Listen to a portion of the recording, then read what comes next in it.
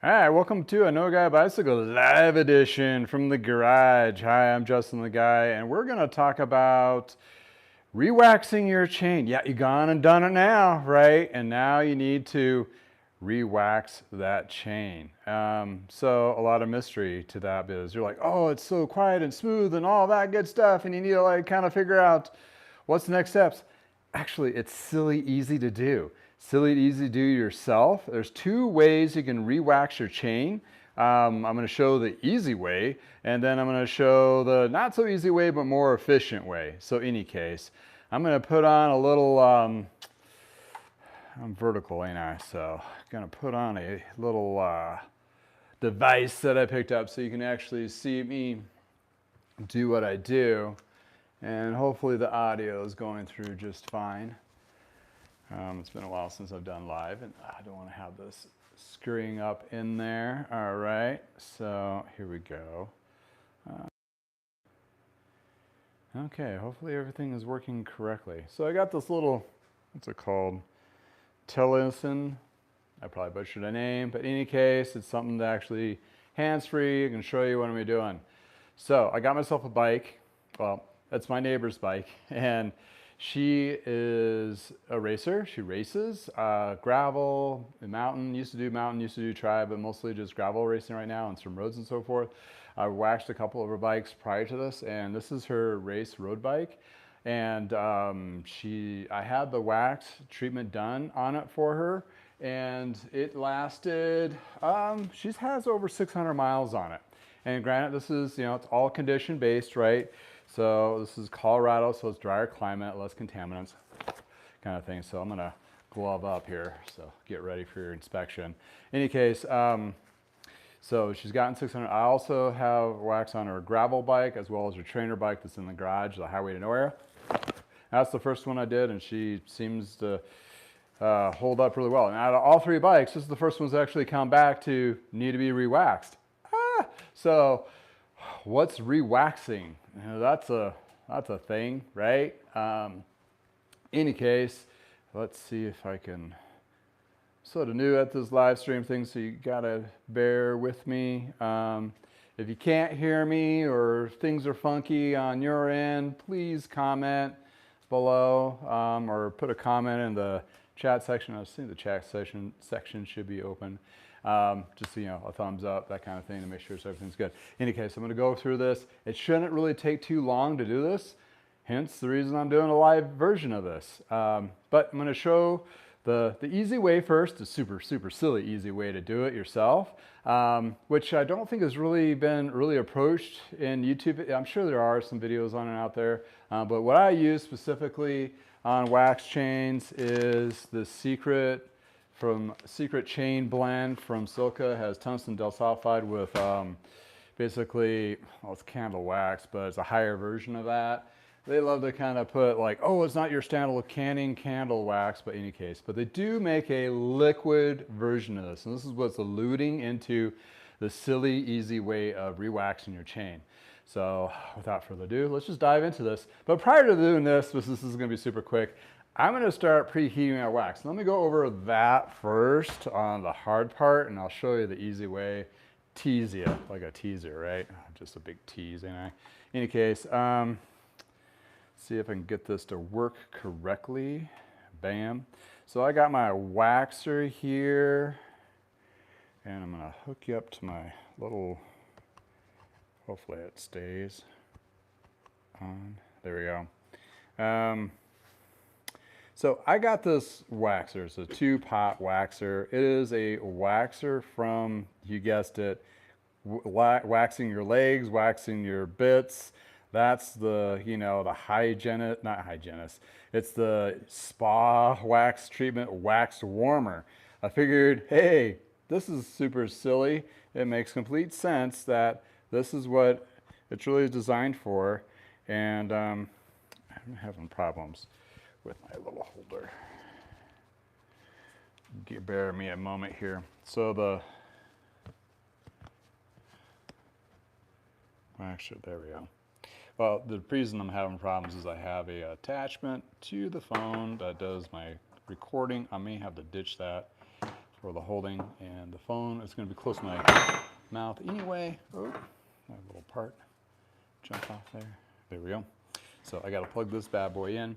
So the great idea having a 2-pot waxer is you can do the re-waxing process.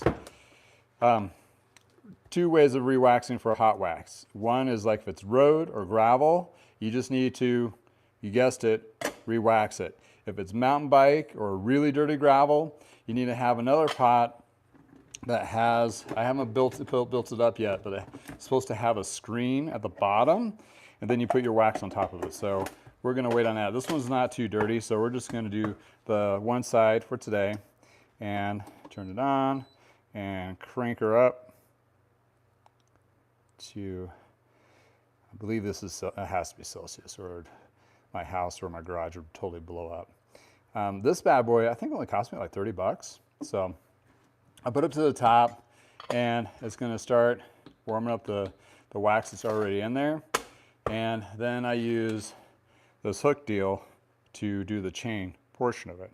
So there lies pretty much it, and this is what's in there. So if you need you just put enough in there to cover the actual wax, I mean the chain itself when it's hooked up on the chain. I'll show you a little trick on that. But while that is warming up, we are gonna go clean the actual chain, or show you how to wax the chain, like temporary wax kind of deal, until you can do the formal hot wax and get you going on that there.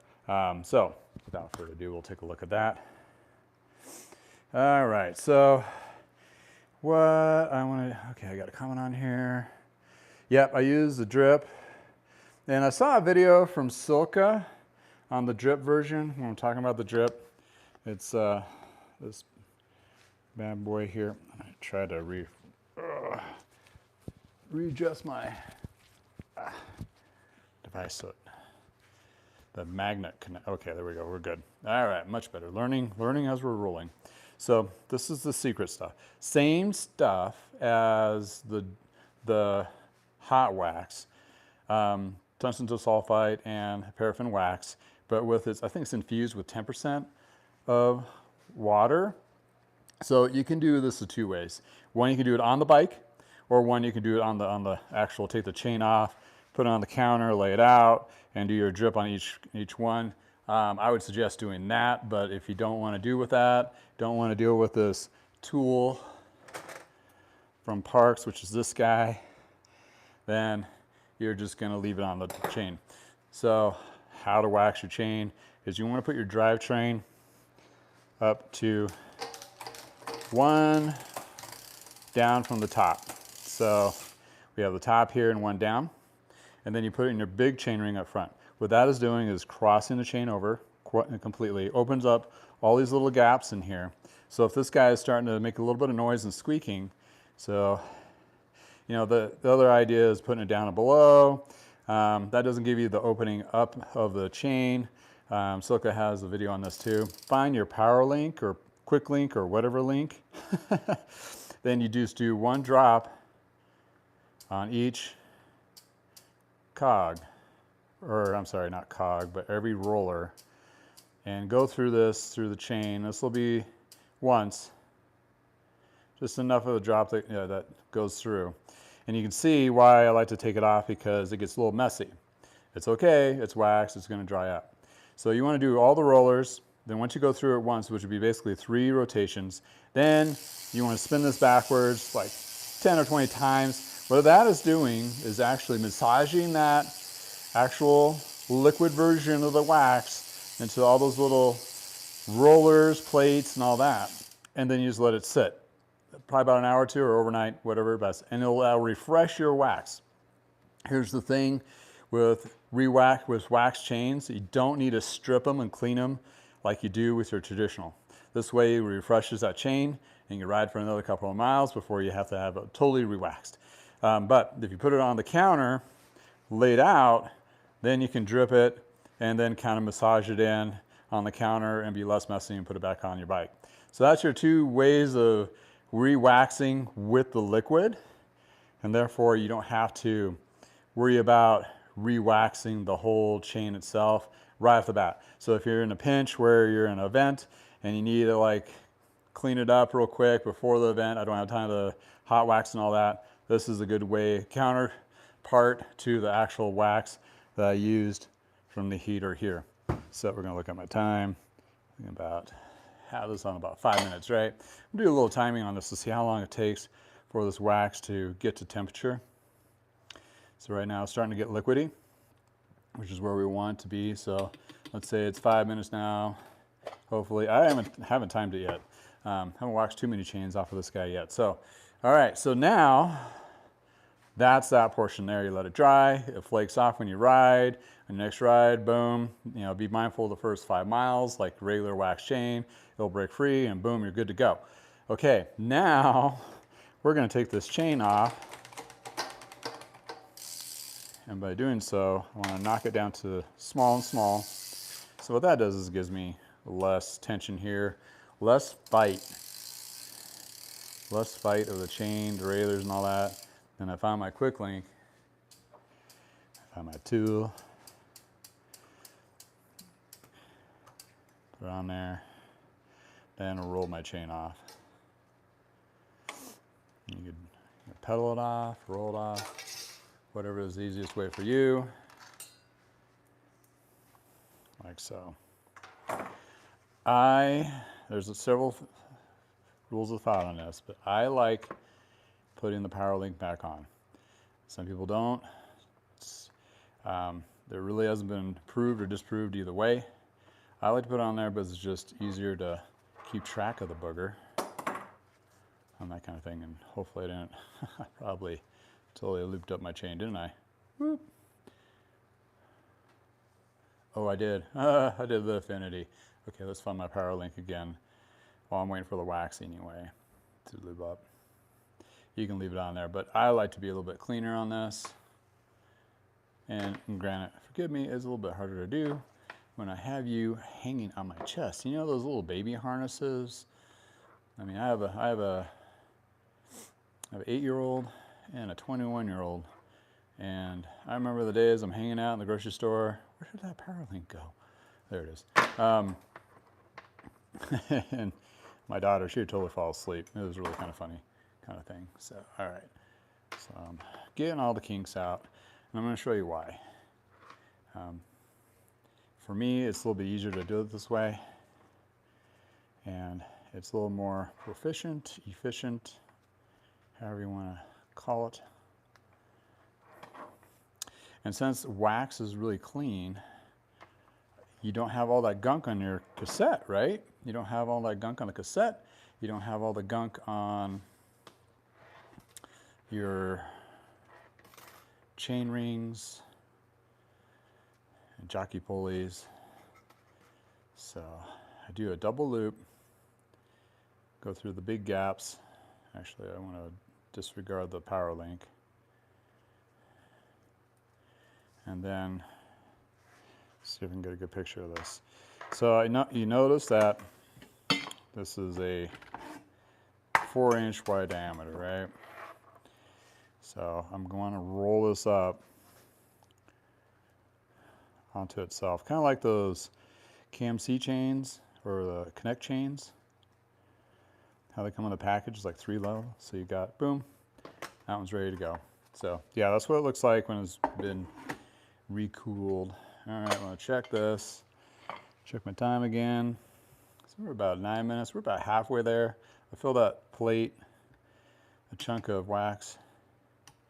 I bring it up to temperature and I knock it down. The full max is like 203, and I knock it down to 180 when I'm actually doing the blend. And if I need to add more wax, I do it prior to, so you want to make sure it's nice and hot.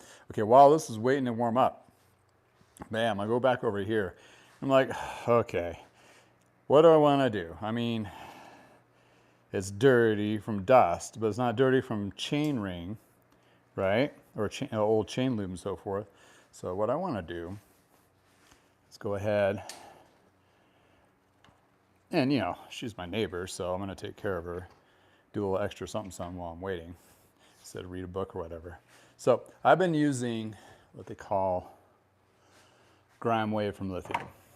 Now, this is not advertisement or anything or a plug, but this is used on actual engine block drive, you know, you open up your hood, you clean your engine off with this stuff, scrub it with a brush.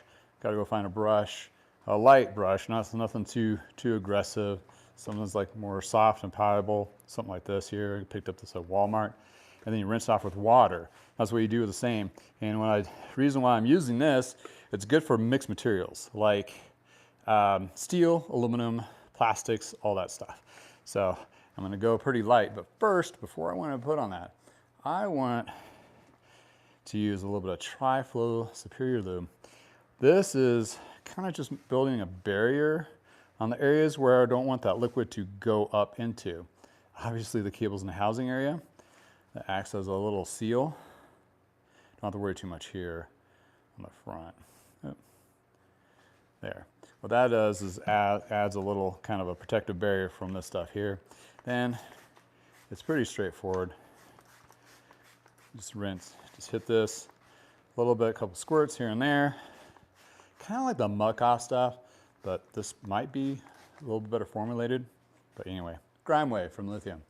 So while that's sitting there, you let it sit for a minute or so, then you go at it with your brush. This is just getting like, you know, that gunk out of the way. And since with wax, you don't have to really worry about drivetrain cleans as much. I mean, you do eventually, because you'll get a whole bunch of other contaminants in there. But this way, you're kind of cleaning your spots. Oh yeah, I forgot. You can do the actual cassette too. Just to get do a little bit of angle. And you will have wax buildup on here, and that doesn't really hinder your riding experience at all. But if it really bugs you, you can take like a poker or a flathead screwdriver and just kind of pick at that wax, get it out there. Or if you really are aggressive, you have more of a firm brush, and you can really kind of get that into it. And if you really have caked up stuff, yeah, we're going crazy. We're going to go to, you know, if you can go even to a wire brush, and that's probably the best effectiveness of getting that excess wax off there. And believe me, you're not going to be damaging anything here with a wire brush. Just don't go crazy. And I'm doing a light to light just to get that, flick that stuff off. So yeah, I got the Grime Wave on there. And then here's the trick.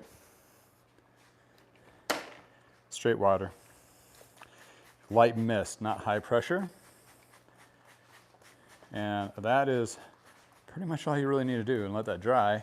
And then you lube your pivot points with the Tri-Flow, and you're good to go on that. You can see, oh yeah, this is going to be a good example of what comes off.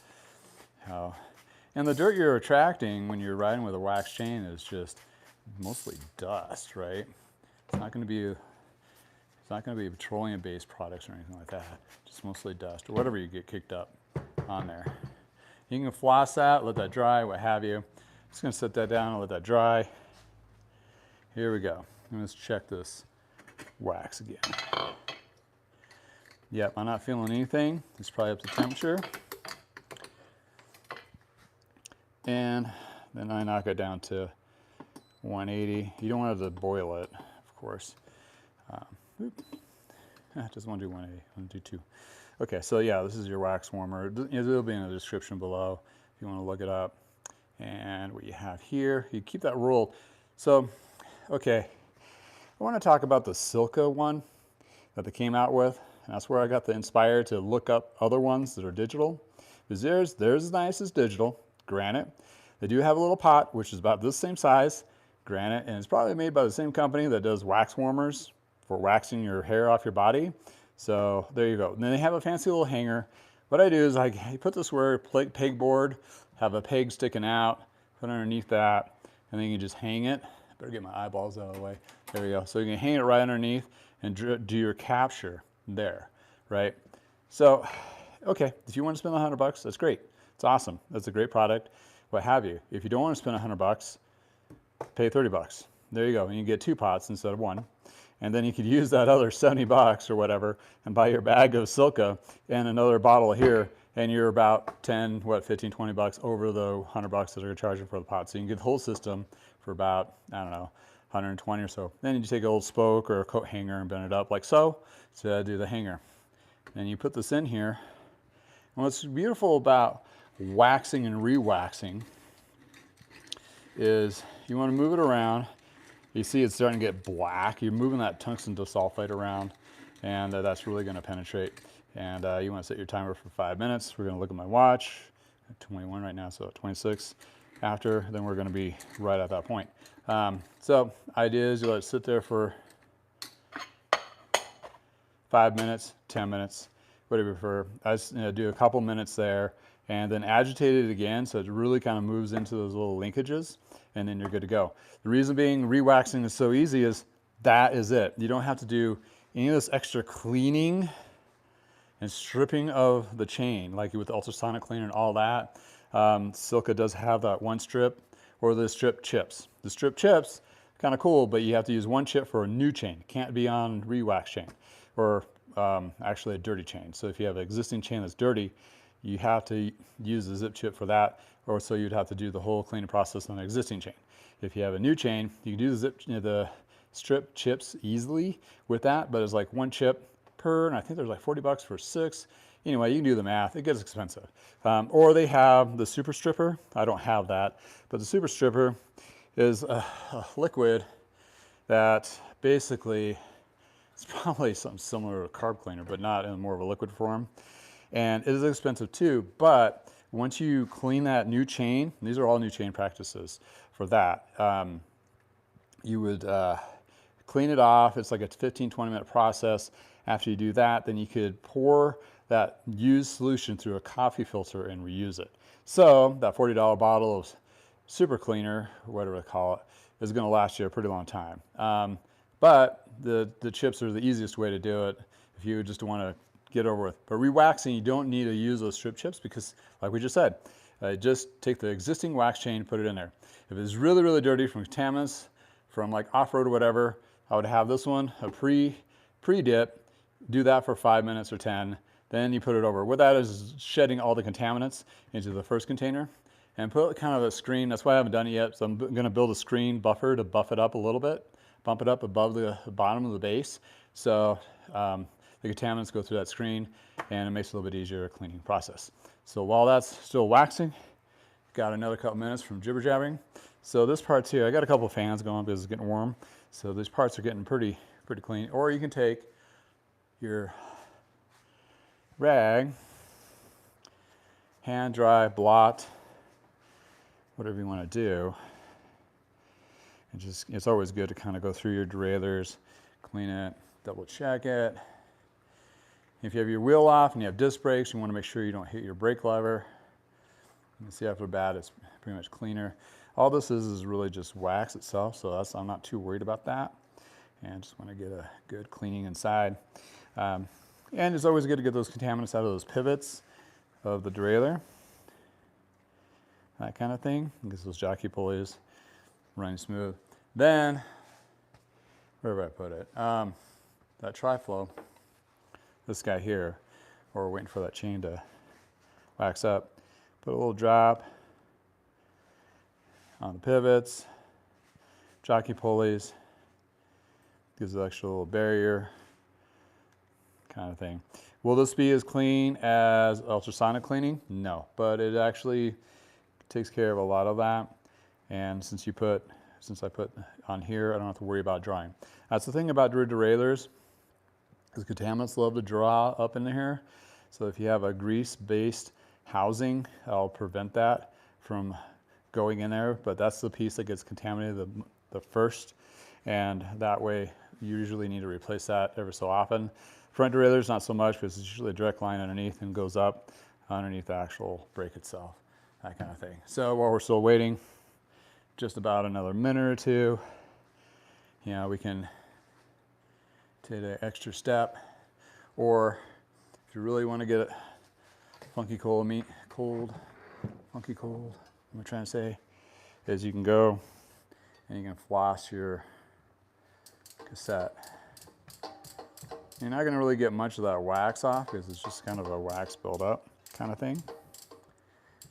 But basically you're just kind of drying it as it's going through, that kind of deal. So the time it takes the chain off, the wax to warm up takes about 10 minutes, another 10 minutes for it to actually heat up, then a little bit of time to dry. Also another thing too from the Silca one, specifically for their wax pot and holder, they have like a flexible cable to hold it versus a hook, and that drops into the wax and it makes it hard, so you have to fish it out or you have to put a screwdriver or something to hold it up so you can grab onto it.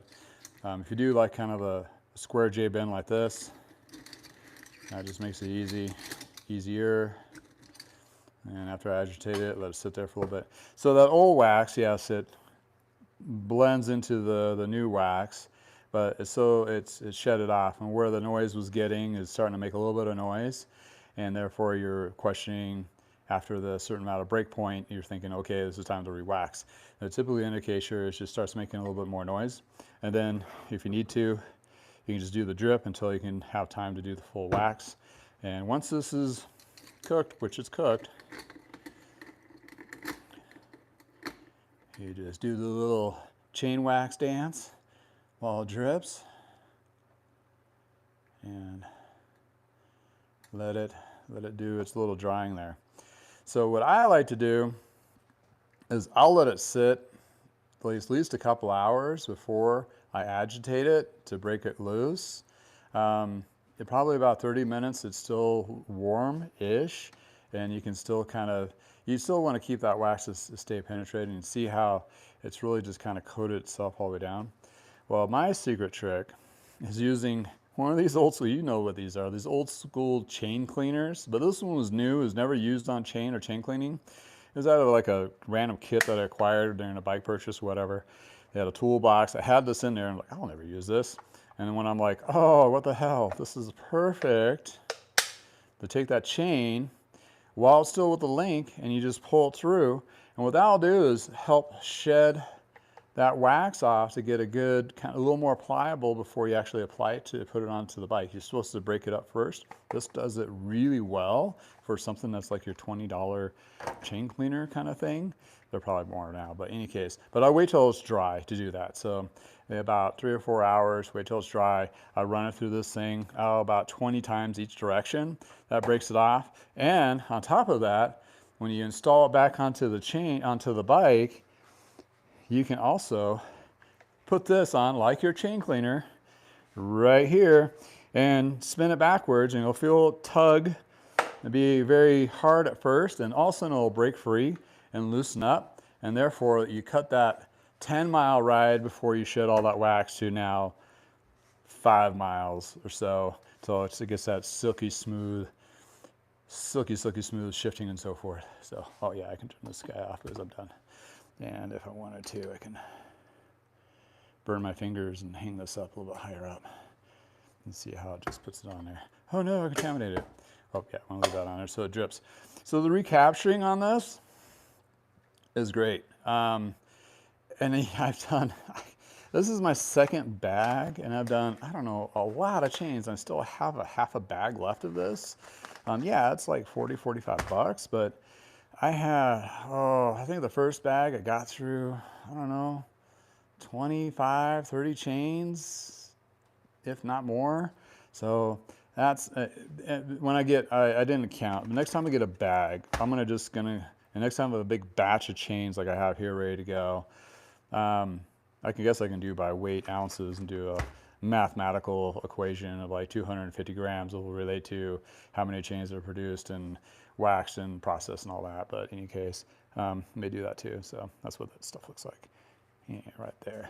But yeah, that's your 2 processes of chain waxing. So yeah, the easy, lazy person way of doing it, the liquid. And you actually can do that as well without actually waxing. Silca has a video on that. Earthquake, sorry. Broke my holder. biscuits. In any case, you're going to be held now. So the Silca video, watch it. I think it's only like 7 minutes long or something like that. They take the liquid version. Again, very clean chain. You gotta strip the clean, do the stripper, or do the ultrasonic cleaner. And the ultrasonic cleaner process is when you take the chain off, I put it in the bag. I cycle it twice, 5 minutes, in straight simple green, and then I rinse it. Then I put it in rubbing alcohol twice, 5-minute cycles for rubbing alcohol, and let it dry. And then that is completely stripped. I'm usually doing a drivetrain clean and all that kind of stuff as well. So it really doesn't behoove me to be, it's not problematic for me because I'm already cranking the ultrasonic cleaner and doing that. So it's not, but if you're yourself and you want to deal with all that, that stripper seems to work, well, apparently it works pretty well on new chains. But if you're doing the whole used chain thing, you're going to wax, there lies. And how prices have come down on chains anyway, unless it's a high-end chain, you probably have to just get a new chain anyway. And also the other thing is you can do the 3-chain process where you buy 3 new chains, you clean them, and you wax all 3. Then you ride one, then you cycle through the 3 chains, and then you re-wax all 3 of them at the same time, or have service done like mine. There's many out there to do that. But in any case, you have those kinds of things that there's several different processes, but hopefully that makes the chain process, or like, okay, I got my chain waxed, or I bought a chain that's already pre-waxed, now what? There you go. You can do the drip to keep you going until you get time to have it sent into a service or do it yourself. And the parts itself, the 2 waxer, pretty inexpensive. You can find them on there. There's dials, and if you have the dial ones, you'll have to have like a thermometer or something so you know what temperature the wax is. That's the only problem. That's why I look for the digital one, so I can keep track of the temperature of the wax, and therefore I can keep it at that proper, appropriate range. So in any case, that's what we're looking at is a lot of different ones. And there's going to be a lot of different opinions, of course, on the drip. But according to the Silca man himself, it's only 10% water and evaporates. I'm not sure how that works. Emulsified is a process that you do it, but it seems to work well. I've waxed some chains just as a test, in a sense. I've cleaned the chain and just did the drip because I was not going to re-wax it and put on bikes that I've used. Also used the drip to freshen mine personal bikes. Once I got into it, so it's like, this is insane. I got to do this because I don't like messy grease marks on my legs, and I put it on my kids' bikes, which enables me to, keeps them from getting all dirty and putting that grease all over the house. But in any case, there's a lot of different ones out there. There's different tools you can do. You can do the tools here from Parks. You can get the knockoff ones. Just make sure you get the ones that have the dual little clamp pieces. Some of the reviews definitely read the reviews on all the stuff. And you can get all this pretty much from Amazon, if not from any other your regular bike source of purchasing and wax products there. So at this point, just gonna let the chain do its thing and dry. And once it's dry, I just run it through that little chain cleaner that sheds the exterior portion of it. And once I install it, it works. This is the same process, or pretty similar to the same process that I waxed this chain initially, barring the cleaning process. And it lasted here for over 600 miles. They don't like to put higher numbers on waxes because they don't want to have anybody think like, oh, it's supposed to last that long. Well, it all depends on your environment, conditions, and so forth. Zero friction is where I go to a lot of source of seeing the testing and so forth of different types of waxes. Drip lubes, as well as mulching wax or wax base. And a lot of interesting facts and information there. Videos are longer, like kind of mine, and hear me jibber jabber, but it does have some really good data, so forth, and that's where it kind of really and sparked me into doing this, because I've heard through other testing facilities where they've actually tested wax chains on wear and tear on parts. It's supposed to save your cassettes and your chain rings and your jockey pulleys and all that. In the long run, it's going to give you not just a better, faster ride also protects those parts and lengthens the life. So if you're running like Dura-Ace componentry or high-end expensive componentry, it's going to save that. I talked to the guy that does his on BMX bikes. Apparently they're just awesome on BMX bikes, single speeds as well. So in any case, that's pretty much the 101. And how long did that take me to do? I mean, even with jibber jabbering, we're at 35 minutes for the video.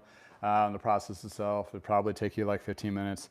I'm doing multiple things, multitasking at the same time, and there lies the ease of re-waxing. And if you're just going to do the jip version of it, that's even easier. Just it's time, and the time is really the longest part of it is drying, either drying from the hot wax or drying from the drip lube. That's what you're looking at. But other than that, the actual physically of doing something. Any case, it works well. Oh, how many bikes can I fix in one day? Well, back in the day when I was a production mechanic, I would do various tune-ups, depends on time, right? But I can basically blow through your basic to standard tunes about 5 or 6 a day. What I do now, and this is why I love what I'm doing now, I'll be lucky to get 1 bike a day because I give the attention to detail that I really should be getting into it. And as a production mechanic, granted, you do as much as best you can, but there's always a but, right? So if you have more of a relaxed environment, which I have that relaxed environment, that I take a little extra time and my overhead is extremely low. So therefore, I don't have to pump out 5 or 6 bikes a day to pay my bills. If I get through 1.5 a day, and then I have to juggle that with an 8-year-old, I got to juggle that with all the other aspects of the business portion, website, YouTube, editing, all those great fun stuff. But any case, that's what I do. Do you also have... Yeah, in running a business. So I do everything end to end, from answering emails to working on the website, product, cleaning parts, cleaning bikes, listing, advertising services like tune-ups, wax services, detailing, all that, in addition to actually taking care of an appointment base and all that. I do work more now than any other 40-hour job I've ever done, but I enjoy doing it. So it's one of those, it's a trade-off, right? And it does also give me the flexibility of doing other things, like going to see my kid do her fun things or take the weekend off or weekday off and do things like that, since it's all appointment based. So it's more of a lifestyle at this point. And I'm not going to make millions doing this by any means, but it is definitely a fun, a viable life thing. And it basically, if you're a mobile mechanic and if you're one out there and you're watching this, if you bring it all in house, that saves you your drive time and the vehicle expenses and all that. I still have the business license and insurance and all that, pay the sales taxes and all that thing, which you would do anyway with the mobile. But I think if you do it right and you do the marketing correctly, they can come to you, and that cuts out that time back and forth. And if you establish, like what I have, a very strong website with a very strong YouTube channel showing that, hey, I'm actually an individual, I'm not just going to take your bike and hike and disappear with it. There lies the trust within the mechanic, and most people I've ran into, they've been super tickle pink of finding me. So it's kind of cool. But in any case, I don't have time for video games. Fortunately, if you just heard, my video game is making YouTube videos. No, I don't do the e-bikes, not yet anyway. I haven't aged out to that point. But at some point I will. They are cool. They are fun. I'm not saying I don't want one. At some point I will. But right now I like tinkering with while my body is still there, I'm still going to hang out with more of the vintage and current recreational me power bikes that goes with that. So any case. Well, thanks guys. I got to jump and go do other projects. Just to showcase what's coming up. I got a tandem. Yeah, check out the Santana tandem. It's actually an old school great thing. Going to need to be doing a tune-up and a video on that as well. That is going to be a tricky bit to play with because you got brakes and extended long cable out away for parts of that. And another one is Pasana.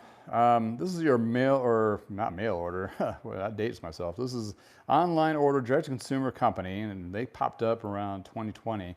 This customer, he bought one, and he bought the upgrade kit for doing through axle wheels and forks. So I'm going to be making a video of that and kind of reviewing what is this bike. Is it a great value? You didn't pay much. I mean, didn't pay much at all. So for recreational, getting to gravel, and they do have an option for drop bars, but he just didn't want to do this straight bar. So you get a drop version of a gravel bike for under $1,000 new with through axle disc brakes, carbon fork. Gotta wonder, gotta question. So that's what's going on my neck of the woods. But anyway, thanks for hanging out with me in the garage, and I hope this gives you some insight on how easy it is to re-wax. And there are services like mine. You can find my website where you send me the chain and re-wax and send it back to you all deflaked or partially deflaked as possible by throwing it in that chain cleaner. But other than that, there we go.